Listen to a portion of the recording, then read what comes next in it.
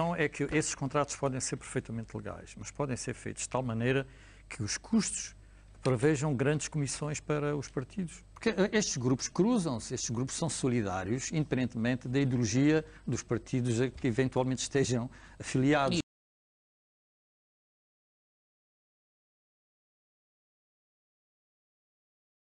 Um país com elevada corrupção, ao contrário da mentira que nos foi impingida ao longo de décadas por políticos, comentadores e pessoas em altos cargos públicos. Um dos indícios de um país em que há mais corrupção é o aumento exponencial da obra pública. A obra pública dá oportunidades de criar corrupção, de oferecer corrupção e, pelos vistos, de oferecer a preços de mercado elevados a corrupção. Não? Por outro lado, também temos parcerias público-privadas com rentabilidades que são da agiota.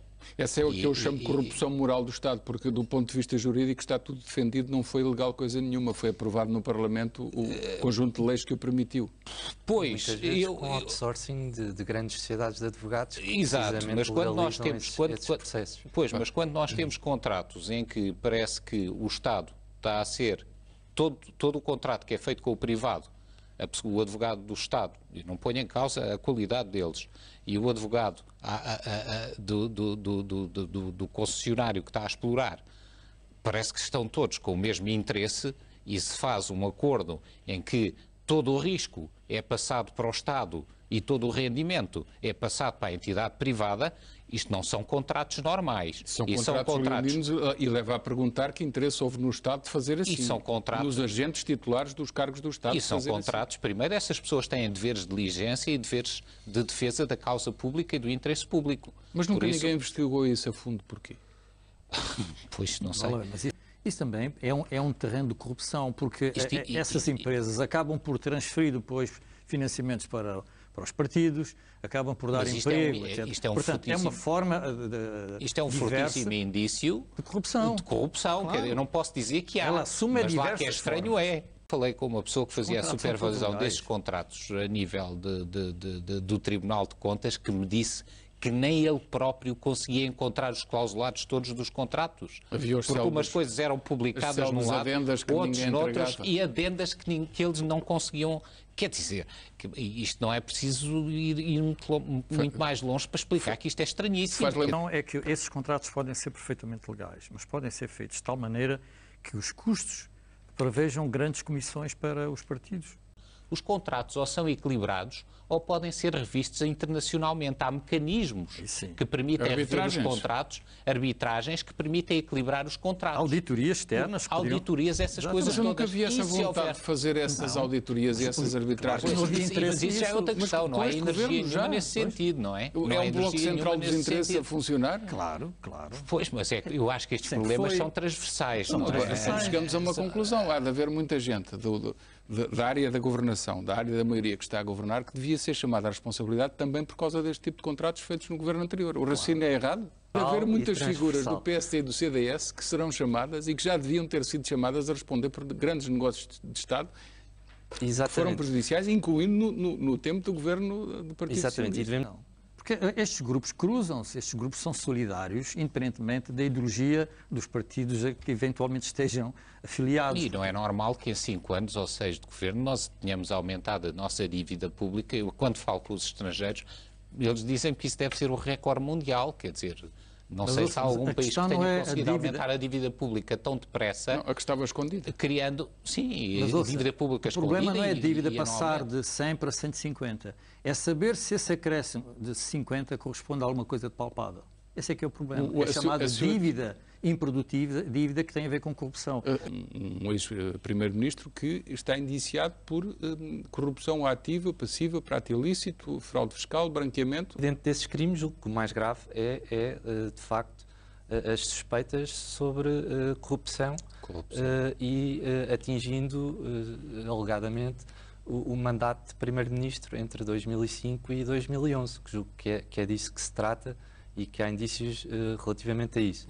O que coloca em causa que atos terão sido praticados durante esses 2 mandatos, e nomeadamente decisões políticas no seio do governo, que terão então consubstanciado ou que apresentam indícios da tal corrupção que o Ministério Público aponta. É quase uma obrigação reanalisarmos aqueles contratos todos, acho eu, não é? Exato, Porque... reanalisar e levanta logo uma mancha enorme de suspeita e por isso também seria importante especificar que suspeitas é que há concretamente e no sentido de tentarmos destrinçar entre o corrompido, ou alegadamente corrompido, e os corruptores. Se alguém fez alguma coisa altamente condenável, não esteve sozinho. Exatamente, e tenho receio que aconteça um pouco o inverso do que aconteceu no caso dos submarinos, em que na Alemanha se condenaram os corruptores com corrompidos em Portugal que não são condenados e que não se sabe quem são, e aqui neste caso receio que se condene um alegado corrompido e que depois não se chegue depois aos corruptores e que negócios e que contratos é que se estabeleceram com base nessa alegada corrupção.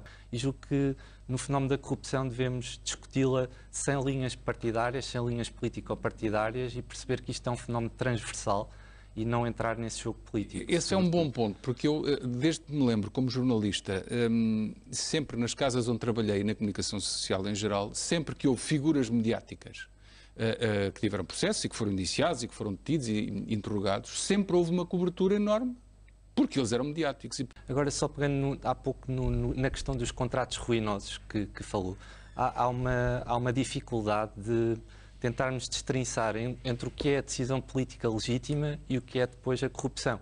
Porque por mais que um contrato seja ruinoso, ao nível da justiça, como é que isso se comprova? E chamo a atenção para uma decisão recente de um tribunal, no caso de Carmona Rodrigues, na gestão da Câmara de Lisboa, em que, apesar de ter considerado que houve um contrato ruinoso com a Braga Parques, por causa da permuta de terrenos, o tribunal considerou que Carmona Rodrigues não foi corrupto, mas incompetente. E à porta do tribunal, Carmona congratulou-se e disse que fez-se justiça.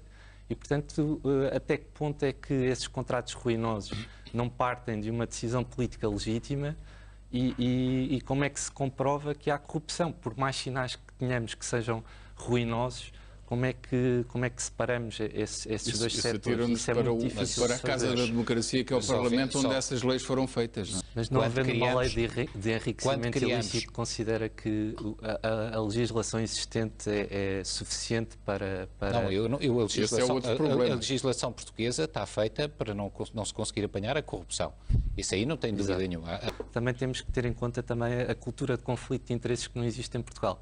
E pegando um pouco no que o Dr. Caiado Guerreiro referiu há pouco dos contratos das PPPs, há, por exemplo, esta questão recente de as renegociações das PPPs rodoviárias terem sido feitas por uma firma de advocacia, que é Servo e Associados, representando pretensamente os interesses do Estado na renegociação, com concessionárias que também são suas clientes e por vezes tendo estado na origem do próprio estabelecimento desses contratos.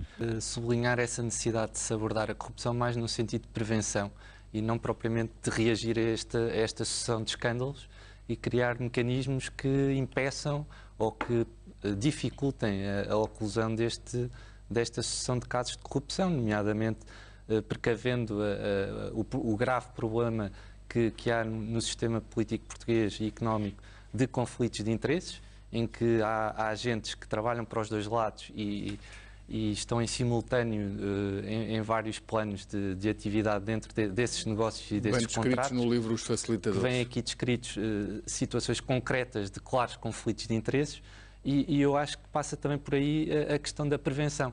Agora, depois, quando acontecem estes casos, se calhar devíamos ter sido mais vigilantes e escrutinar muito antes, quando os vistos gold foram introduzidos, termos ido escrutinar como é que o mecanismo funcionava, a questão do perdão fiscal também dos RERT, porque é que aquilo, pela sua própria natureza, é errado e passa a mensagem errada de que quem não cumpre com os impostos depois paga uma pequena multa ou taxa e repatria os capitais novamente para Portugal. E fica livre de quaisquer outras acusações. Toda essa corrupção estrutural